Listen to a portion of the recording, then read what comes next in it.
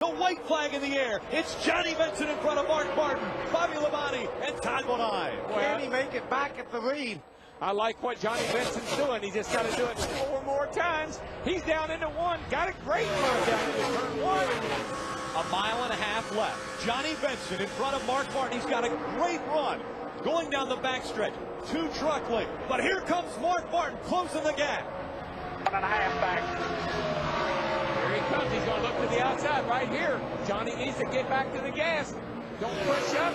Johnny Benson's got this race won, boys. Johnny Benson comes out of turn number 4. He did it. Mark Martin behind him. It is going to be Johnny Benson winning the Conway Freight 200. One more time. That's a relief right there. At least he knows if the caution flies, he's won the race. So he's got a big enough cushion over second. He can just run 3/4 speed over this next lap and win this race.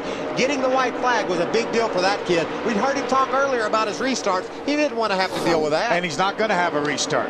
He's definitely changing history in the Camping World Truck Series at this racetrack. No one has ever started outside the top 10 or outside the top 11 and won this race. 12th, the starting position for Colin Brown. Can he bring it all the way home and all the way to victory lane? Coming out of turn number 4, the final lap. There you go, buddy. Good job. Awesome, man. Way to go. Right now, he comes out of turn number 4. This time by, he's going to see the white flag. One more time around Michigan International Speedway. 2 miles. Does he have enough fuel? And we know he's not going to get a green-white checker because he's already taken the white flag. How about his dad's 60th birthday present? He's got a commemorative deck lid to... We are not racing them. We are not racing them behind us. A commemorative paint job on the truck for his dad, and he's trying to limp home to win this race. Nelson Piquet Jr. racing down the backstretch, was looking for a win in the Camping World Truck Series. His first win in NASCAR came in the K&N Pro Series. Then he moved over and got a win in the Nationwide Series. Can he make it a trifecta in 2012? Coming out of turn number 4. Does he have enough fuel to make it in front of Jason White? Coming to the checkered flag. It's Nelson Piquet Jr. winning at Michigan. They're side by side at Michigan. And here, those trucks behind him may have something to do with it. How about Moffitt making it 3 wide around the outside? On the outside for the lead, it's Brett Moffitt. What a move. Wow. He caught those trucks side by side. He got an incredible run. Contact now between Byron and Peters. Byron saves it back to the inside now. Peters trying to make a move on Brett Moffitt. The final lap at Michigan.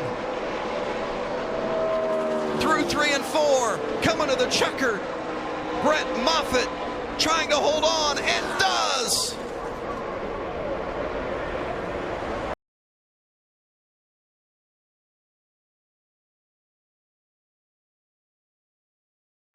And the white flag is up. We're on the final lap.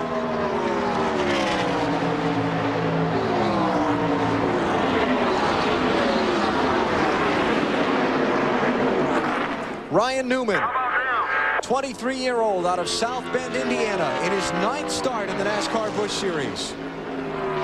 He led 84 laps in his last Busch Series race at Chicago. He finished 26th after the late race crash we showed you. Here today in Michigan, he's going to get it done. Newman dominates and wins the Napa 250. Good job, everybody. It's awesome. Good job. Kyle's struggling just a little bit. 74 slow. Here we come to the white flag. 1 lap to go, sponsored by Credit One Bank. Side by side at the start-finish line. 2 miles remain. Can Suárez make it stick? Outside.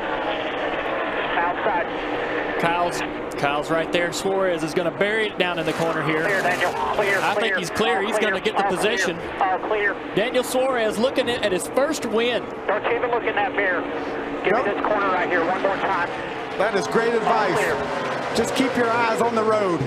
Can you hold off one of the best ever in the Xfinity Series and grab your first win on a last lap pass? Kyle Busch has won 80 times in the Xfinity Series, but it's not going to happen today. First time ever for Daniel Suárez. Checkered flag gets it at Michigan.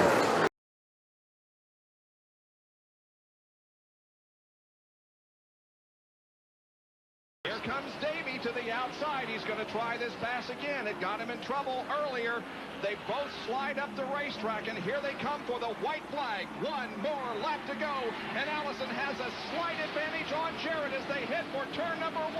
But remember, Dale's been going well on the inside. Doesn't he have the right line, though, Bob? Davey Allison keeps his car in the middle of the racetrack. Dale Jarrett's car is on the low side.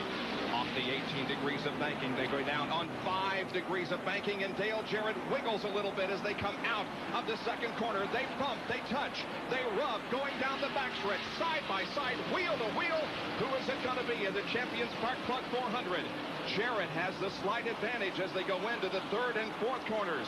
Davey Allison battles back on the outside. It's going to be a photo finish. They touch coming down through the triangle at the line. Who wins it? I believe Jarrett.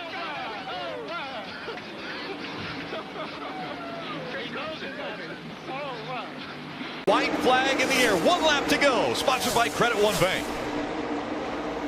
One more time around, as you mentioned. What a shakeup it will be in the chase standings. If Kyle Larson can get a win and fight for the championship at season's end. The gap staying the same, about 1.5 seconds. Down the backstretch for the final time, Kyle Larson. From the age of 5, Kyle Larson has only wanted to be a race car driver. And now, as he comes to the checkered flag, Kyle Larson's going to win in the Sprint Cup Series.